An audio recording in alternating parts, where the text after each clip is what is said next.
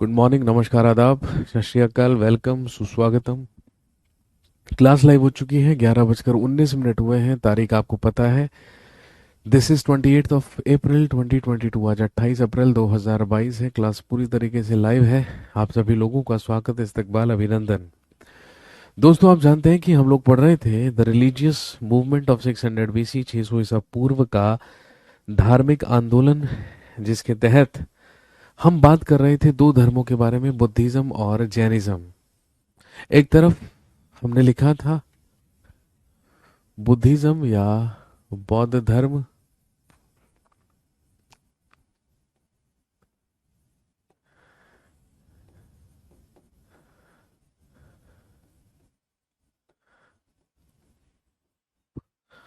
और दूसरी तरफ हम बात कर रहे थे अबाउट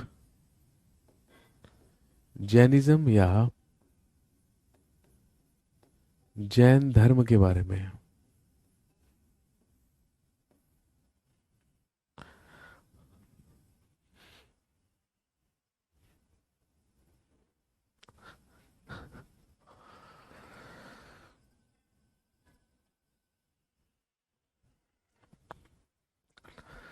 तो शुरू करते हैं और कंटिन्यू करते हैं the religious movement of 600 BC, 600 ईसा पूर्व का धार्मिक आंदोलन, जिसमें हम लोग बात कर रहे हैं बुद्धिज्म और जैनिज्म के बारे में। एक तरफ हमने गौतम बुद्ध के बारे में जानकारी हासिल की थी, एक तरफ तो हमने गौतम बुद्ध के बारे में बात की थी, और दूसरी तरफ हमने बात की थी महावीर स्वामी के बारे में। तो बुद्धिज्म में हम बात कर रहे हैं गौतम बुद्ध की,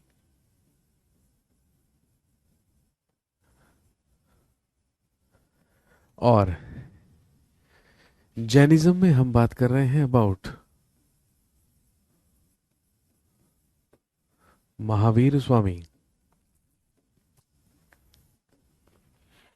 इनके बारे में पर्सनल इंफॉर्मेशन हमने लिख ली थी, और मैंने आपको बताया था कि जब अगली क्लास में हमारी बात होगी तो हम बातचीत करेंगे इनके गृह त्याग करने से लेके, इनके एनलाइटमेंट से लेके इनकी मृत्यु तक के बारे में। ठीक है। सबसे पहले हम बात करते हैं सिद्धार्थ यानी कि गौतम बुद्ध की। भाई, जब सिद्धार्थ का जन्म हुआ तो ध्यान रखेंगे, इनके जन्म के बाद इनके पिता शुद्धोधन को ज्योतिषियों ने, एस्ट्रोलॉजर्स ने यह भविष्यवाणी की कि आपका पुत्र बड़ा होकर या तो एक बहुत बड़ा शासक बनेगा, रूलर बनेगा, या फिर एक मोंग, एक भिक्षुक, एक सन्यासी। जब तक शासक बनने की बात थी तब तक तो सब ठीक था, लेकिन जब भिक्षुक बनने की बात सुनी तो इस बात से थोड़े से कॉन्शियस हुए शुद्धोधन। इसलिए बचपन से ही सिद्धार्थ को हमेशा उनके महल में ही रखा गया। उनको महल से बाहर जाने की कोई भी परमिशन नहीं हुआ करती थी। वो केवल और केवल अपने महल में ही रहा करते थे। सारी की सारी सुख सुविधाएं, ऐशो आराम उनको वहीं पर दिया गया। सारे के सारे उनके नौकर चाकर यंग और डायनामिक लोग हुआ करते थे कि कोई भी बीमार होता था, किसी को भी कोई परेशानी होती थी तो उसे तुरंत रिप्लेस कर दिया जाता था, क्योंकि शुद्धोधन का उद्देश्य था कि किसी भी तरीके से सिद्धार्थ को यह ना पता चल पाए कि संसार में, जीवन में दुख या ट्रबल नाम की भी कोई चीज है। ऐसे ही समय बीतता रहा, और जब सिद्धार्थ बड़े हुए तो आप जानते हैं कि भाई सिद्धार्थ ने बड़े होने के बाद एक बार उनकी इच्छा हुई कि ये अपने महल से बाहर जाकर विचरण करके आएंगे, घूम कर आएंगे और देख कर आएंगे कि इनकी टेरिटरी, इनका साम्राज्य कहां कहां तक विस्तृत है। इसीलिए सिद्धार्थ अपने सारथी चन्ना और अपने घोड़े कंथक को लेकर निकल पड़े। और जब ये बाहर निकले तो कहानी आप सबने सुनी होगी, बचपन से हम सुनते आ रहे हैं कि इन्होंने चार दृश्य देखे थे। एक बूढ़े व्यक्ति को, एक निर्बल कमजोर बीमार व्यक्ति को जो मरने वाला था, एक डेड बॉडी को, और एक सन्यासी भिक्षुक को। और यही चार दृश्य देखकर इनका मन बदला। ये वायु मायूस होकर वापस तो अपने महल में लौट आए, लेकिन आप अच्छी तरीके से जानते हैं कि जब इनकी उम्र 29 वर्ष थी, when he was 29 years old, he left his home, इन्होंने गृह त्याग कर दिया। तो सबसे पहले गौतम बुद्ध में लिखेंगे at the age of 29 years, लिखेंगे सिद्धार्थ लेफ्ट हिज होम। लिखेंगे सिद्धार्थ ने गृह त्याग किया। अपने घर पर बिना किसी को बताए आधी रात को चुपचाप घर से निकल पड़े और इन्होंने गृह त्याग कर दिया। और ध्यान रखेंगे, बौद्ध धर्म में सिद्धार्थ के द्वारा गृह त्याग किए जाने की घटना को ही क्या कहा जाता है? ये घटना कहलाती है महाभि निष्क्रमण। इस घटना को महाभि निष्क्रमण कहा जाता है।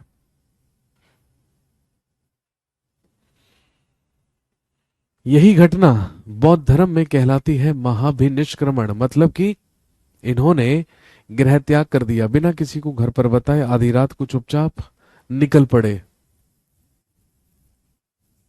और इधर यदि हम महावीर स्वामी के बारे में बात करें तो भाई महावीर स्वामी भी सिद्धार्थ की तरह, भाई इनके बचपन का नाम वर्धमान था, तो वर्धमान भी सिद्धार्थ की तरह गृहस्थ जीवन जी रहे थे।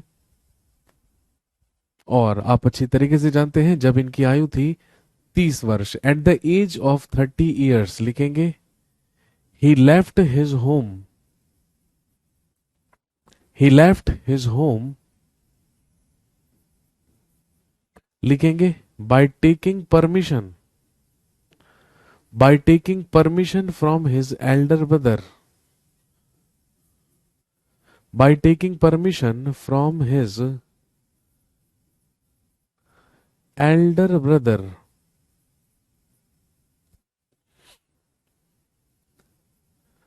नंदीवर्धन।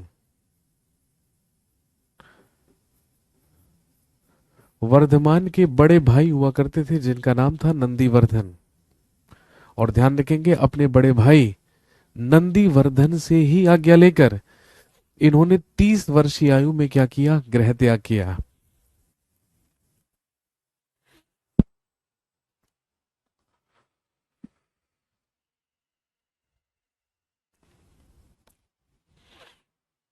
सर सिद्धार्थ के घोड़े का नाम क्या बताया था? मैंने कहा था कंथक। घोड़े का नाम कंथक, सारथी का नाम चन्ना।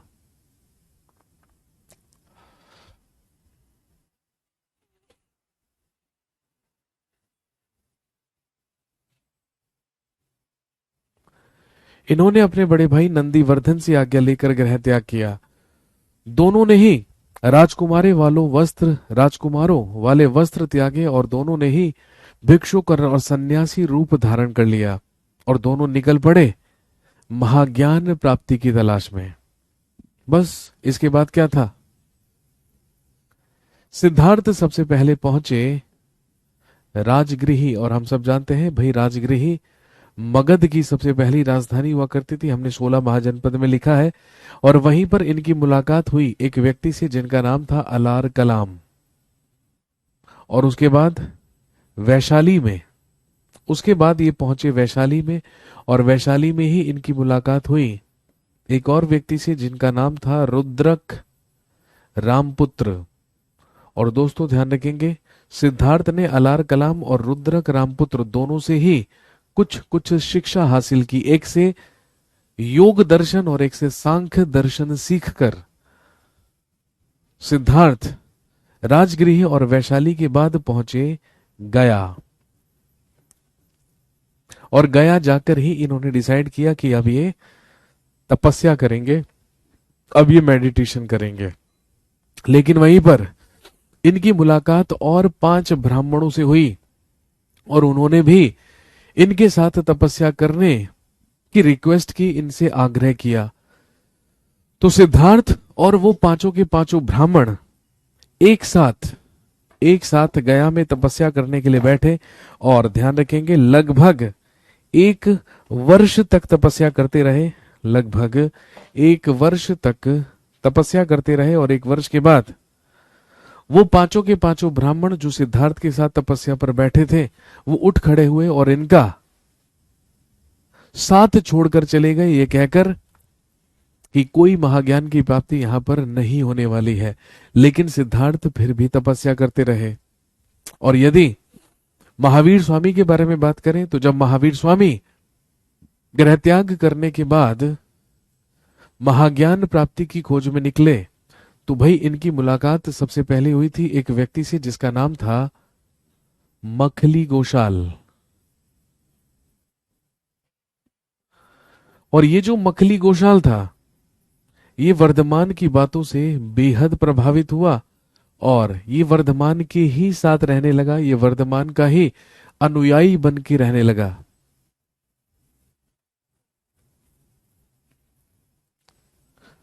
लेकिन लगभग 6 वर्षों तक वर्धमान के साथ रहने के बाद मखली गोशाल भी वर्धमान का साथ छोड़कर चला गया। और ध्यान रखेंगे मखली गोशाल के ही द्वारा एक नए धर्म की स्थापना की गई जिसको आजीविका सेक कहा जाता है या जिसे कहते हैं आजीवक संप्रदाय। इंपॉर्टेंट क्वेश्चन है, एग्जाम में कई बार पूछा जा चुका है और कई बार पूछते हैं कि बताइए आजीविका सेक या आजीवक संप्रदाय की स्थापना किसके द्वारा की गई थी। He was Makhali Goshal. मखली गोशाल ने की थी आजीवक संप्रदाय की स्थापना। 29 वर्ष की आयु में सिद्धार्थ ने गृह त्याग किया था और उसके बाद 6 वर्षों तक इधर उधर भटकने के बाद लिखेंगे after the meditation of 6 years finally Siddharth got his enlightenment. Siddharth got his enlightenment या सिद्धार्थ गॉट हिज एनलाइटमेंट इन गया at the bank of Niranjana river. 6 वर्षों तक तपस्या करने के बाद सिद्धार्थ को गया में निरंजना नदी के तट पर महाज्ञान की प्राप्ति हुई। और आप अच्छी तरीके से जानते हैं एक वृक्ष के नीचे जो कि वट वृक्ष था यानी कि पीपल वृक्ष, एक पीपल के पेड़ के नीचे, एक पीपल ट्री, एक पीपल वृक्ष के नीचे इन्हें एनलाइटमेंट हुआ, इन्हें महाज्ञान की प्राप्ति हुई। और यदि महावीर स्वामी की बात करें यानी कि वर्धमान की बात करें तो आफ्टर 12 years इन्हें 12 वर्षों तक तपस्या करने के बाद लिखेंगे he got his enlightenment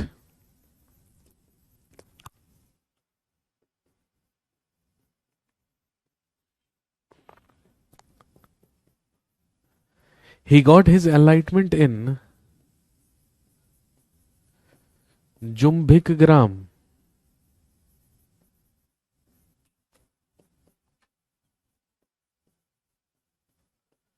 He got his enlightenment in Jumbik Gram at the bank of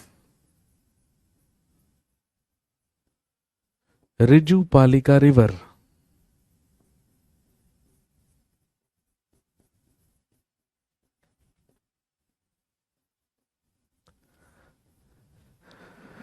बारह वर्षों की तपस्या के बाद इन्हें जुम्बिक ग्राम में ऋजुपालिका के या ऋजुपालिका नदी के तट पर ध्यान रखेंगे एक साल वृक्ष के नीचे महाज्ञान की प्राप्ति हुई।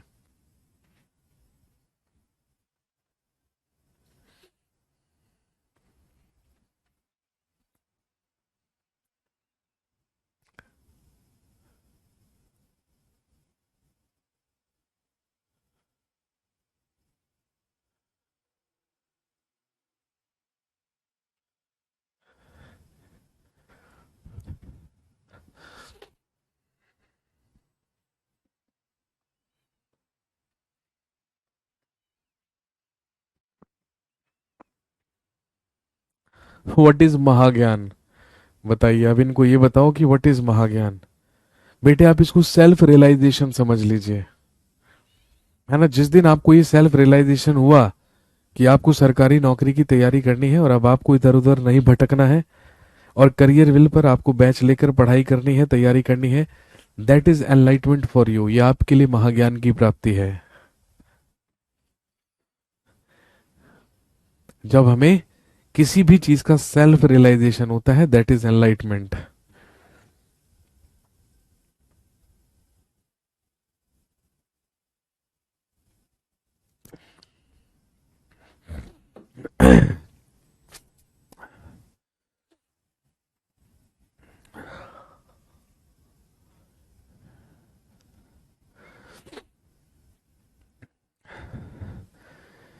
इसके बाद आपसे क्वेश्चन पूछेंगे कि बताइए बौद्ध धर्म में या as per Buddhism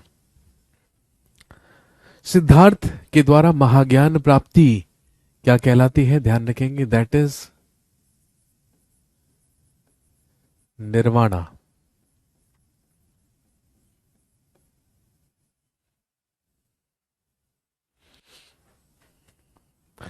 Gautam Buddha के द्वारा या सिद्धार्थ के द्वारा महाज्ञान प्राप्ति बौद्ध धर्म में निर्वाणा कहलाती है, लेकिन जैन धर्म में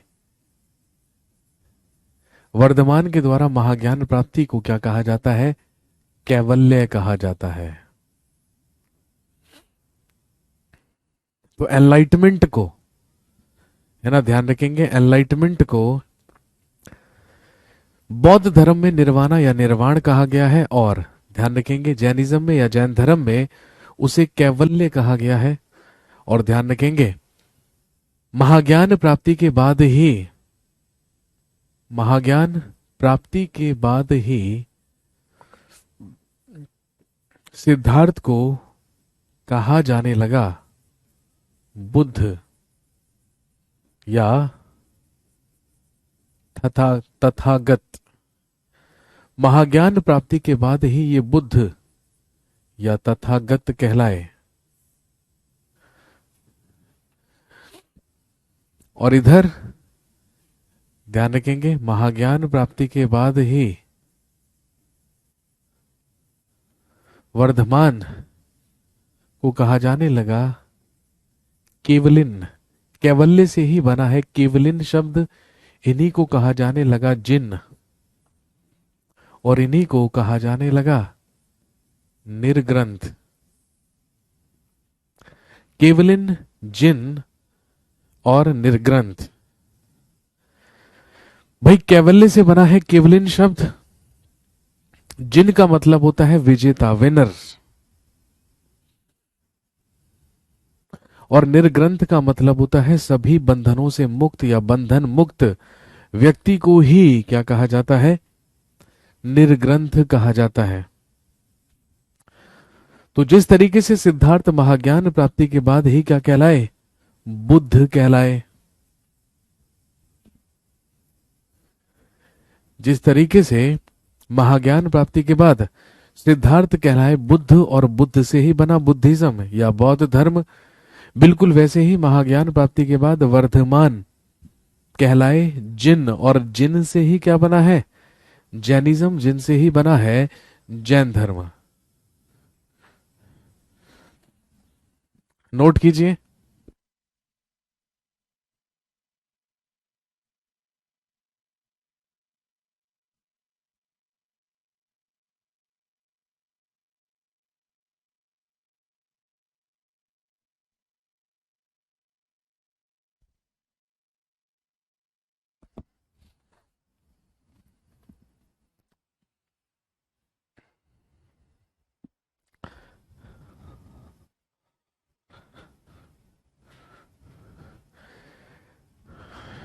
इसके बाद लिखेंगे after that Buddha gave his first sermon. इसके बाद लिखेंगे Buddha gave his first sermon, या बुद्ध ने अपना प्रथम उपदेश। Buddha gave his first sermon in Sarnath. लिखेंगे बुद्ध ने अपना प्रथम उपदेश सारनाथ में दिया। Buddha gave his first sermon in Sarnath.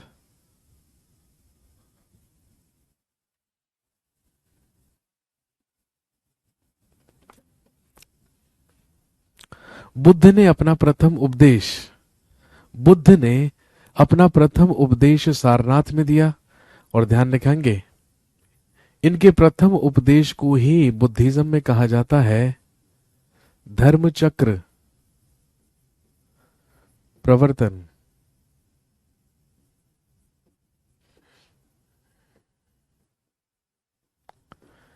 इसी को धर्म चक्र प्रवर्तन कहा जाता है। और यदि आपसे पूछे कि बुद्ध ने अपने सबसे ज्यादा उपदेश कहां पर दिए थे, तो ध्यान रखेंगे गौतम बुद्ध ने अपने सर्वाधिक उपदेश शरावस्ती में दिए। हम सब जानते हैं कौशल महाजनपद की ही राजधानी हुआ करती थी शरावस्ती, और यहीं पर पाली भाषा में गौतम बुद्ध के द्वारा सर्वाधिक उपदेश दिए गए, सबसे ज्यादा उपदेश दिए गए। आपसे पूछेंगे गौतम बुद्ध के फर्स्ट डिसाइपल्स या प्रथम शिष्य कौन हुए, तो ध्यान रखेंगे गौतम बुद्ध ने दो शूद्रों को अपना सबसे पहला शिष्य बनाया था, जिनके नाम थे तपस्सु और भल्लुक। इनके प्रथम शिष्य माने जाते हैं तपस्सु और भल्लुक। कुछ कुछ ग्रंथों में भल्लुक का ही नाम कल्लिक भी लिखा हुआ मिलता है। हिज फर्स्ट डिसाइपल्स, इनके प्रथम शिष्य बने दो शूद्र जो कहलाए तपस्सु और भल्लुक। और यदि आपसे पूछे who was his first female disciple, तो ये हम पहले से जानते हैं, इनकी प्रथम शिष्या या प्रथम महिला शिष्य इन्हीं की मौसी थी, जिनका नाम था प्रजापति गौतमी।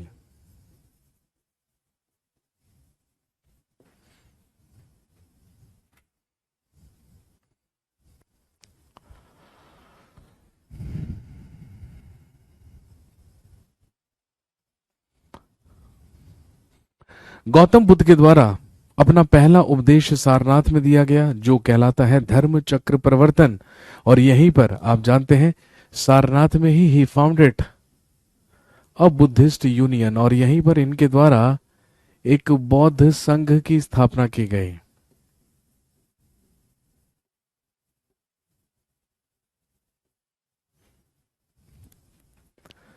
और इधर महाज्ञान प्राप्ति के बाद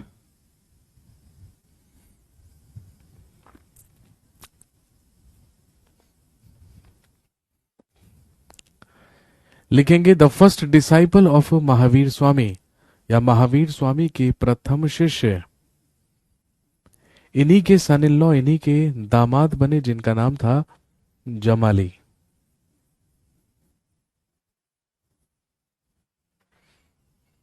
महावीर स्वामी के प्रथम शिष्य इन्हीं के दामाद थे, जिनका नाम था जमाली।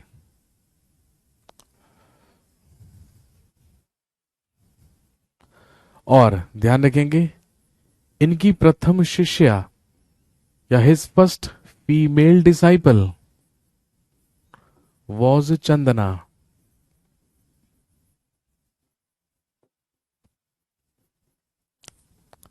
इनकी प्रथम महिला शिष्य कहलाती हैं चंदना।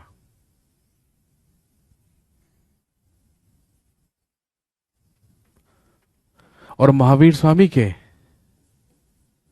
लिखेंगे द मोस्ट फेमस फॉलोअर्स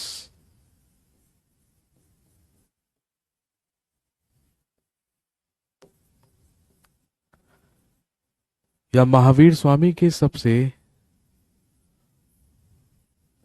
प्रसिद्ध अनुयायी, महावीर स्वामी के सबसे प्रसिद्ध अनुयायी माने जाते हैं, ध्यान रखेंगे दो लोग, एक का नाम था स्थूलभद्र और एक का नाम था भद्रबाहु।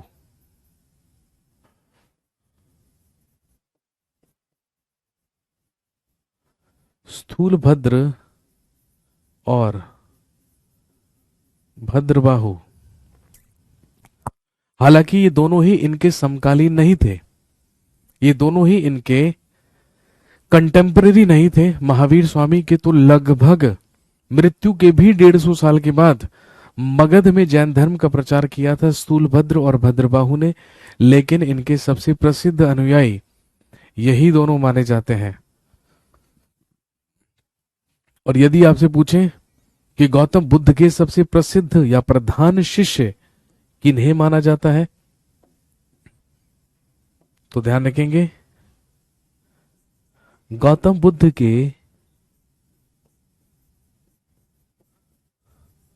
प्रधान शिष्य माने जाते हैं आनंद और उपाली।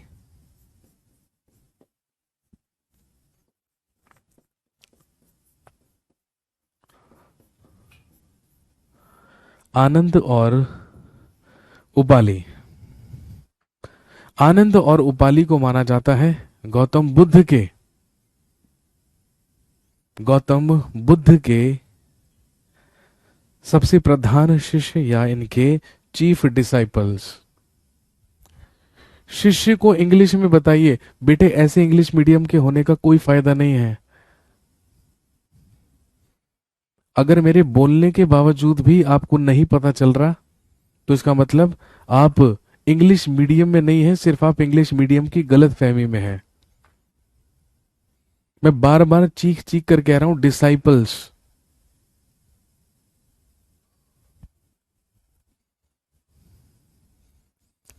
एक शिष्य होकर मुझसे पूछ रहे हैं कि शिष्य की इंग्लिश क्या होती है। लानत है। किस गलत फहमी में आप जी रहे हैं कि आप इंग्लिश मीडियम के स्टूडेंट हैं? आपके हालात तो हिंदी मीडियम वालों से भी ज्यादा बुरे हैं।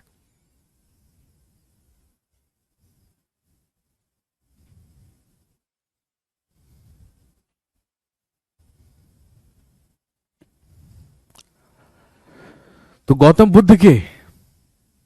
बुद्ध के चीफ डिसाइपल्स या प्रधान शिष्य माने जाते हैं आनंद और उपाली। और ध्यान रखेंगे इधर महावीर स्वामी के सबसे प्रसिद्ध फॉलोअर्स माने जाते हैं स्थूलभद्र और भद्रबाहु।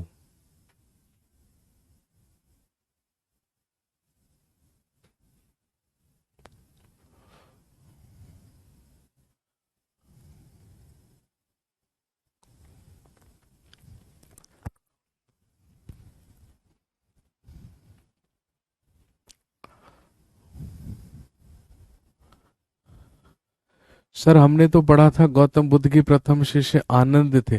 भैया ठीक है, तो आप उसी से आनंद लीजिए।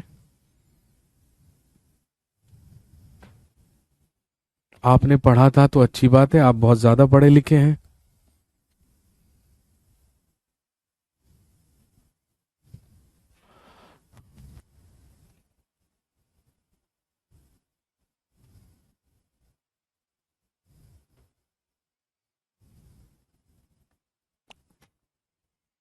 Next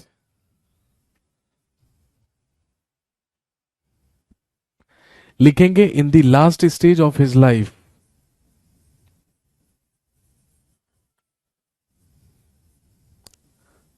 Buddha reached Kushinagar. लिखेंगे अपने जीवन के अंतिम समय में बुद्ध कुशीनगर पहुंचे।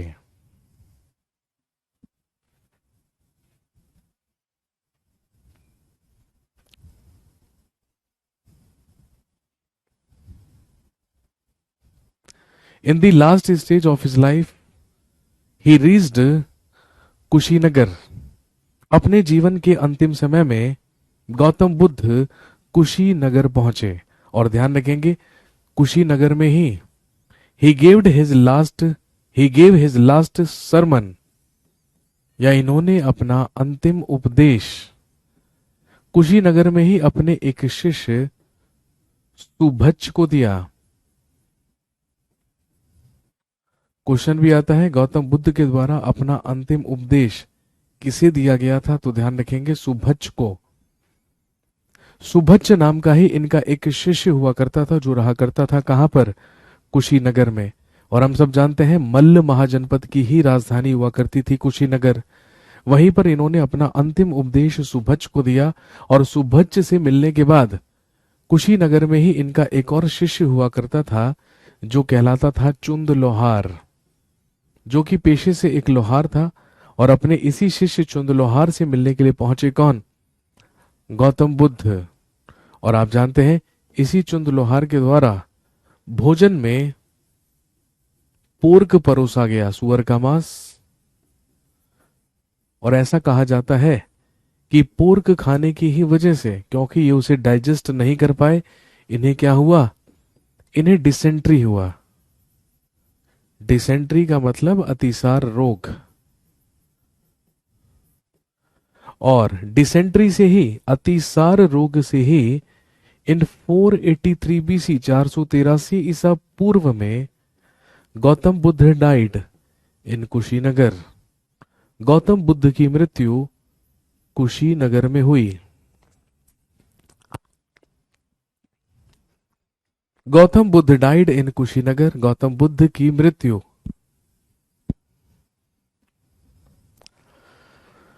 गौतम बुद्ध की मृत्यु कुशीनगर में हुई अतिसार रोग से। और ध्यान रखेंगे इनकी मृत्यु को, इनकी मृत्यु को ही क्या कहा जाता है, बौद्ध धर्म में इनकी मृत्यु कहलाती है महापरिनिर्वाण।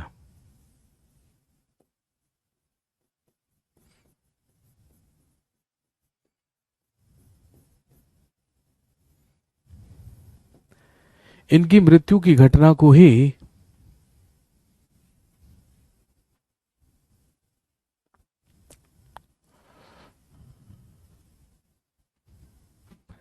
इनकी मृत्यु की घटना को ही बुद्धिज्म में, बौद्ध धर्म में कहा जाता है महापरिनिर्वाण।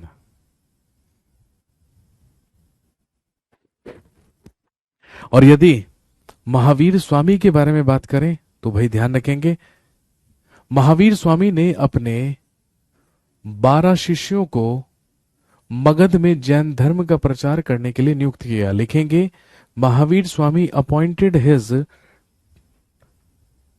11, मैंने 12 लिख दिया है, इसको 11 कर लीजिएगा।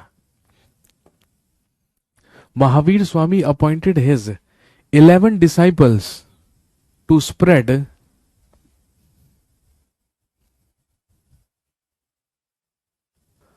Mahavir Swami appointed his 11 disciples to spread Jainism in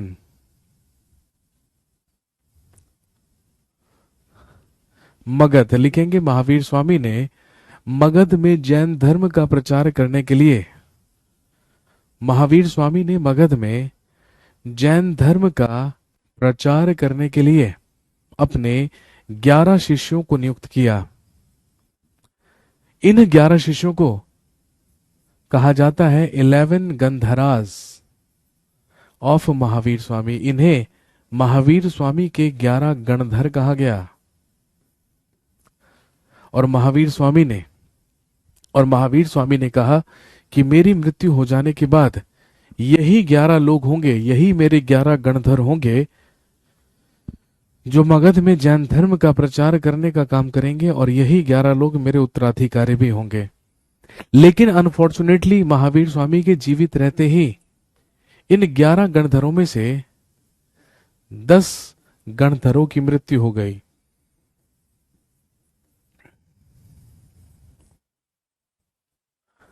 और ध्यान रखेंगे जब महावीर स्वामी की मृत्यु हुई तो आप जानते हैं इन 468 बीसी, लिखिए Mahavir Swami died. Mahavir Swami died in Pawapuri.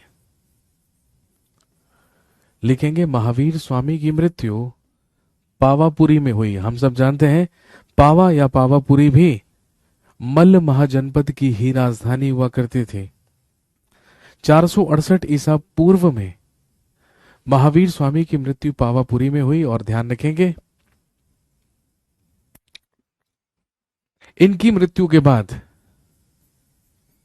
Jain धर्म का एकमात्र जीवित गणधर, भाई क्योंकि 10 गणधरों की तो मृत्यु हो चुकी थी, लेकिन महावीर स्वामी की मृत्यु के बाद जैन धर्म में जीवित बचने वाले एकमात्र गणधर हुए।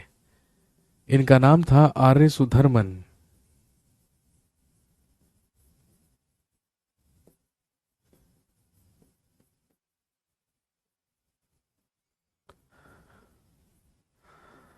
और ध्यान रखेंगे महावीर स्वामी की मृत्यु के बाद आर्य सुधर्मन को ही बनाया गया जैन संघ का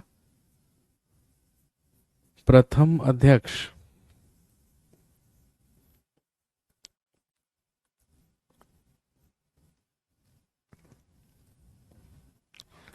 जैन संघ का प्रथम अध्यक्ष, first chairman of Jain union.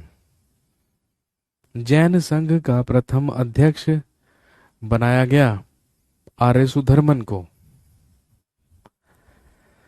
आनंद और उपाली जो गौतम बुद्ध के प्रधान शिष्य थे वो उनके उत्तराधिकारी भी बनना चाहते थे, लेकिन अपनी मृत्यु से पहले गौतम बुद्ध ने किसी को भी अपना उत्तराधिकारी घोषित नहीं किया और कहा कि मेरी शिक्षाओं और मेरे आदर्शों को मानकर ही क्या फॉलो किया जाएगा, बुद्धिज्म या बौद्ध धर्म फॉलो किया जाएगा।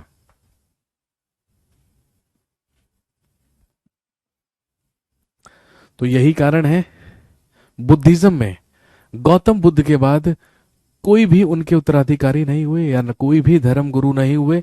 लेकिन यदि हम जैनिज्म की बात करें तो महावीर स्वामी की मृत्यु के बाद जैन संघ के अध्यक्ष बना दिए गए आर्य सुधर्मन, और उसके बाद समय समय पर जैन संघ के अध्यक्ष हुआ करते थे जिनके अनुसार जैनिज्म या जैन धर्म को फॉलो किया जाता था। लेकिन ध्यान रखेंगे जब जब दोनों ही धर्मों में कुछ सुधार करने की जरूरत पड़ी या कुछ रिफॉर्म्स करने की जरूरत पड़ी तो समय समय पर कुछ क्या करवाई गई, महासंगीतियां करवाई गई, कुछ काउंसिल्स करवाई गई, और जिसमें दोनों ही धर्मों में बुद्धिज्म और जैनिज्म में क्या किए गए, कुछ रिफॉर्म्स, कुछ सुधार किए गए। तो यदि हम बुद्धिज्म की बात करें, यदि हम बौद्ध धर्म की बात करें तो बौद्ध धर्म में हम 4 महासंगीतियां या 4 बुद्धिस्ट काउंसिल्स के बारे में बात करते हैं और 2 बुद्धिस्ट और 2 जैनिज्म काउंसिल्स यानी कि 2 जैन महासंगीतियों के बारे में हम बात करते हैं जैनिज्म में या जैन धर्म में। तो चलिए सबसे पहले लिखेंगे बौद्ध महासंगीतियां या बुद्धिस्ट काउंसिल्स।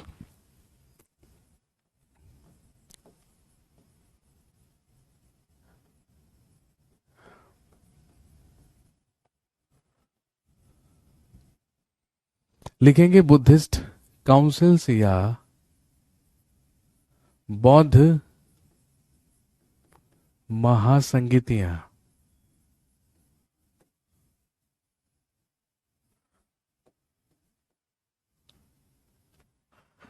बुद्धिस्ट काउंसिल्स या बौद्ध महासंगीतियां।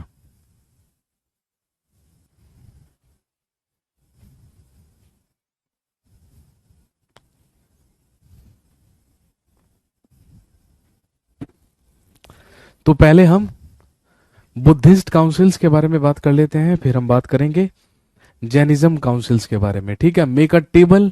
एक टेबल आपको बनानी है जिसमें सबसे पहले कॉलम में हम लिखेंगे महासंगीति या काउंसिल, उसके बाद लिखेंगे ईयर या वर्ष, उसके बाद लिखेंगे प्लेस, उसके बाद लिखेंगे चेयरमैन, उसके बाद लिखेंगे रूलर, और उसके बाद उससे संबंधित विवरण या डिस्क्रिप्शन।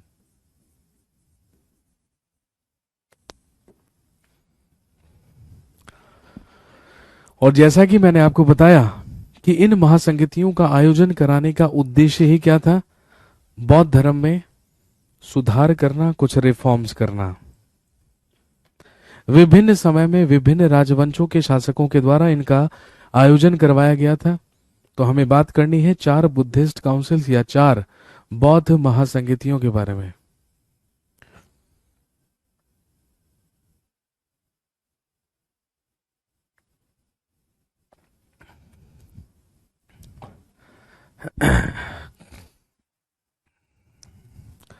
सबसे पहले लिखिए फर्स्ट बुद्धिस्ट काउंसिल, प्रथम बौद्ध महासंगीति, जिसका आयोजन उसी वर्ष हुआ जिस वर्ष गौतम बुद्ध की मृत्यु हुई थी, यानी कि 483 ईसा पूर्व। जिस वर्ष गौतम बुद्ध की मृत्यु हुई उसी वर्ष 483 बीसी 483 ईसा पूर्व में करवाई गई प्रथम बौद्ध महासंगीति जिसका आयोजन राजगृह में करवाया गया, जिसका आयोजन करवाया गया राजगृह में। और ध्यान रखेंगे इसकी अध्यक्षता महाकश्यप के द्वारा की गई। एक बौद्ध भिक्षुक जिनका नाम था, लिखेंगे महाकश्यप।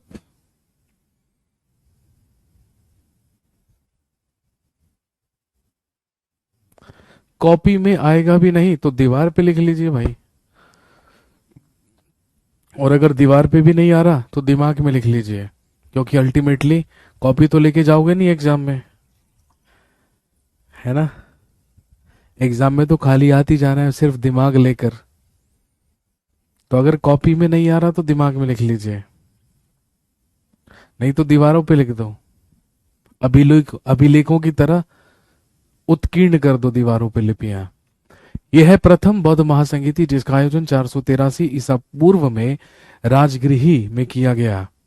और ध्यान रखेंगे इसकी अध्यक्षता महाकश्यप द्वारा एक बौद्ध भिक्षुक के द्वारा की गई। इसका आयोजन करवाने वाला शासक था, लिखेंगे अजातशत्रु। इसका आयोजन करवाया था अजातशत्रु ने, जो कि हरियंका डायनेस्टी या हरियक वंश का शासक था। उस समय मगध में चल रहा था हरियक वंश, और हरियक वंश में शासन कर रहा था अजातशत्रु नाम का शासक। उसी के द्वारा ये बौद्ध महासंगीति का आयोजन करवाया गया था। और इस बौद्ध महासंगीति में क्या काम हुआ, तो लिखेंगे बौद्ध धर्म में 2 पिटक जोड़े गए। ध्यान रखेंगे बौद्ध ग्रंथों को ही क्या कहा जाता है, पिटक कहा जाता है। बौद्ध धर्म में 2 पिटक जोड़े गए, एक जो कहलाता था, लिखेंगे सुत्त पिटक, एक जो कहलाता था सुत्त पिटक, और एक लिखेंगे विनय पिटक। सुत्त पिटक और विनय पिटक।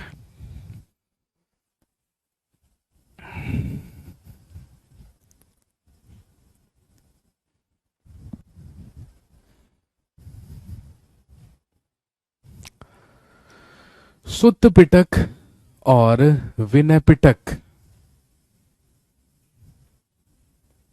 सुत्त पिटक की रचना आनंद के द्वारा की गई थी, और उपाली के द्वारा रचित या उपाली के द्वारा रचना की गई थी विनय पिटक के। सुत्त पिटक में लिखी थी बुद्ध की शिक्षाएं, और विनय पिटक में लिखे थे बौद्ध संघ के नियम, रूल्स ऑफ बुद्धिस्ट यूनियन। तो सुत्त पिटक में थी टीचिंग्स ऑफ बुद्धा,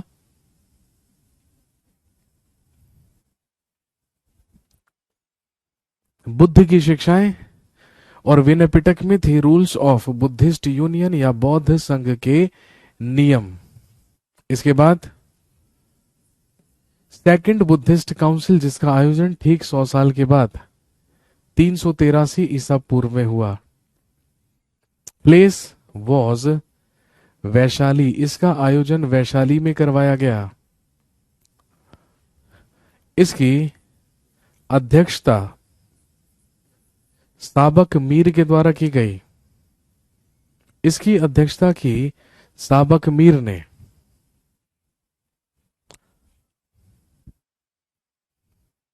इसका आयोजन करवाने वाला शासक था जिसका नाम था कालाशोक, जो कि शिशु नाग वंश का राजा था।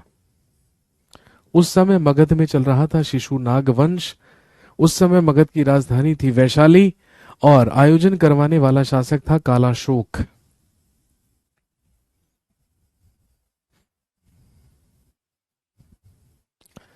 लिखेंगे इसमें क्या काम हुआ, द फॉलोवर्स ऑफ बुद्धिज्म या बौद्ध धर्म के अनुयायी वर डिवाइडेड इनटू 2 कैटेगरीज, 2 श्रेणियों में विभाजित हुए। बौद्ध धर्म के अनुयायी दो श्रेणियों में विभाजित हुए। एक कहलाए स्थावीर और एक कहलाए महासंघिक।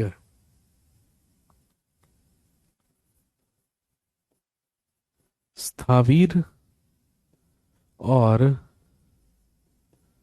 महासंघिक में विभाजित हुए बौद्ध धर्म के अनुयायी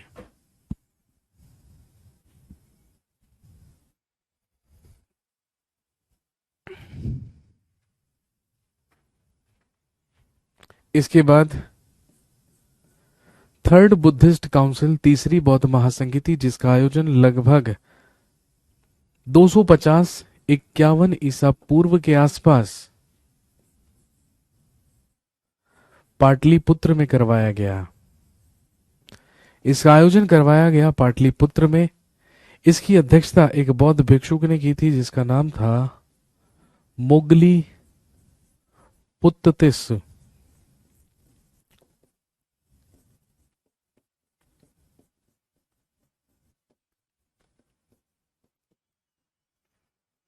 इसकी अध्यक्षता की थी मोगली पुत्ततिस ने। और ध्यान रखेंगे इसका आयोजन करवाने वाला शासक था सम्राट अशोक। और आप जानते हैं मौर्य वंश का सबसे महान राजा ही कौन माना जाता है? अशोक माना जाता है।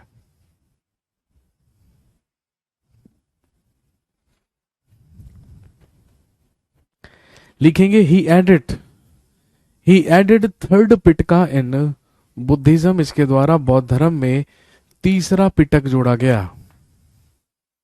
अशोक के ही द्वारा बौद्ध धर्म में जोड़ा गया तीसरा पिटक, जो कहलाता है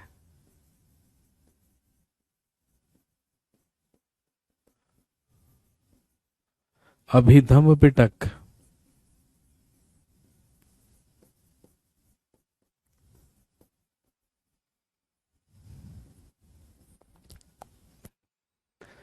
ये कहलाता है अभिधम्म पिटक।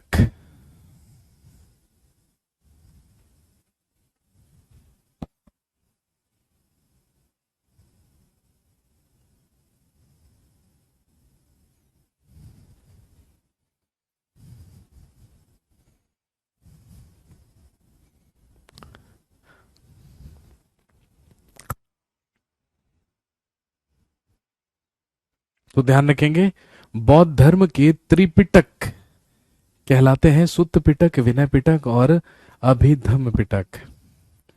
सुत्त पिटक, विनय पिटक अजात शत्रु के शासनकाल में प्रथम बौद्ध महासंगीति में जोड़े गए और अशोक के द्वारा जोड़ा गया तीसरा पिटक जो कहलाता है अभिधम्म पिटक।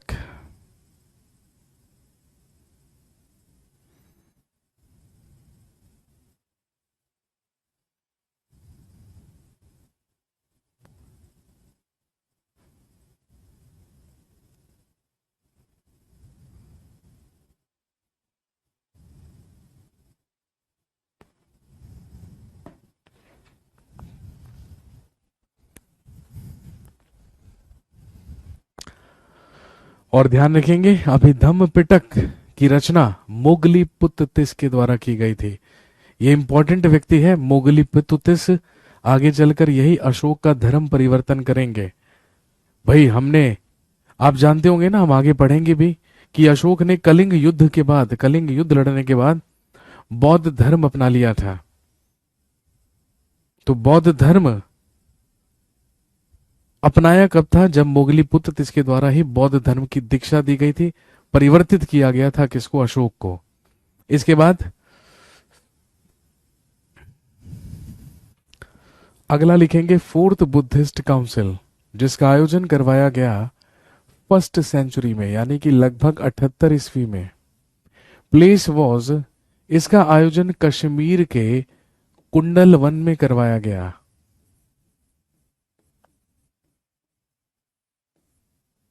इसकी अध्यक्षता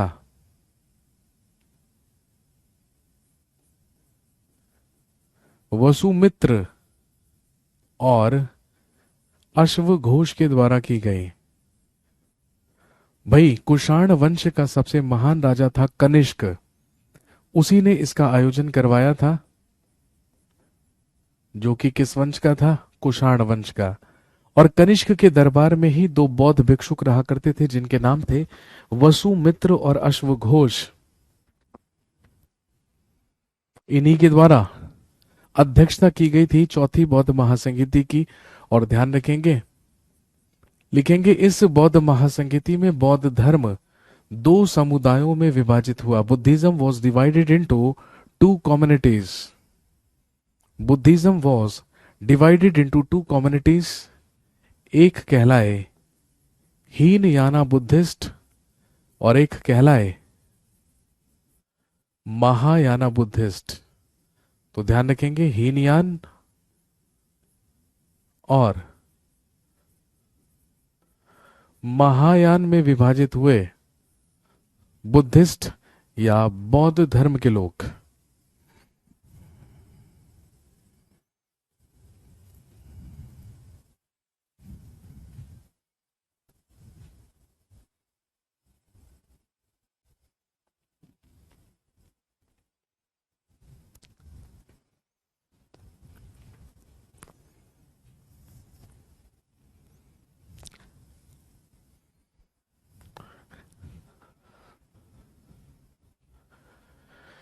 इसी के साथ, इसी के बाद लिखेंगे जैनिज्म काउंसिल्स या जैन महासंगीतियां।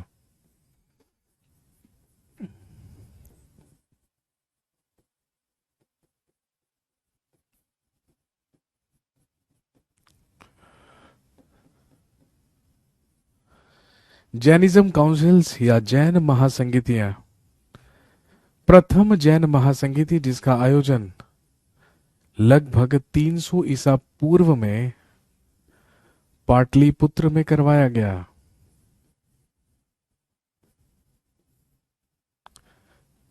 इसकी अध्यक्षता स्थूलभद्र के द्वारा की गई। वही स्थूलभद्र जो महावीर स्वामी के सबसे प्रसिद्ध अनुयायियों में से एक थे। इसके अलावा ध्यान रखेंगे,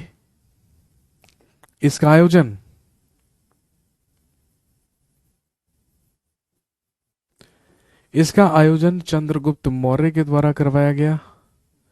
और हम जानते हैं मौर्य वंश की स्थापना ही किसने की थी? चंद्रगुप्त मौर्य ने की थी।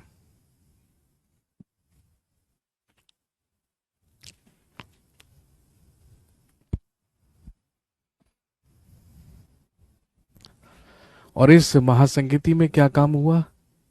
Jainism was divided into two communities. Jain धर्म भी दो समुदायों में विभाजित हुआ। एक कहलाए श्वेतांबरास यानी कि श्वेतांबर जैन, और एक कहलाए दिगंबरास या दिगंबर जैन। श्वेतांबर और दिगंबर में विभाजित हुआ जैन धर्म।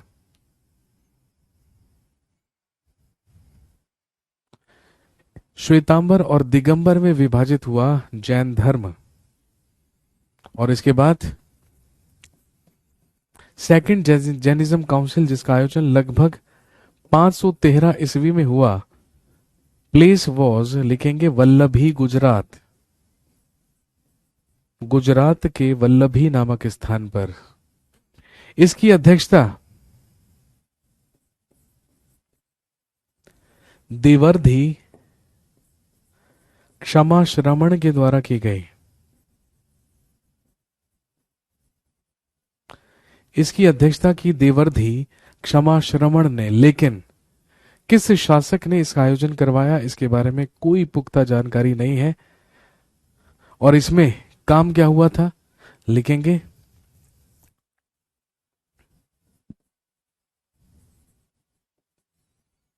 The teachings of Jainism. The teachings of Jainism were scripted. Hindi में लिखेंगे जैन धर्म की शिक्षाओं को लिपिबद्ध किया गया।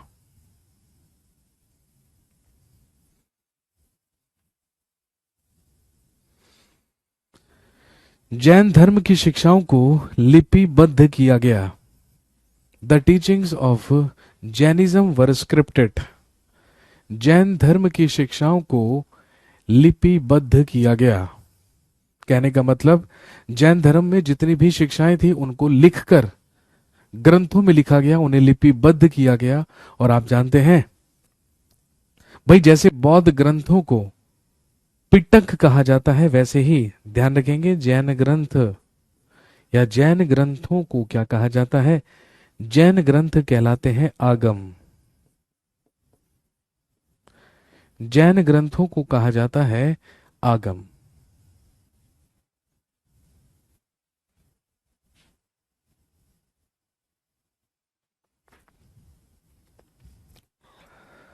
चलिए जी, आज की कहानी को यहीं पर रोकेंगे। अगली क्लास में जब आपसे मुलाकात होगी तो हम पढ़ेंगे अगला टॉपिक जो है राइज ऑफ मगध या मगध का उत्कर्ष, जिसमें हम बात करेंगे मगध से शुरू होने वाले राजवंशों के बारे में। ठीक है, चलिए जी, थैंक यू वेरी मच।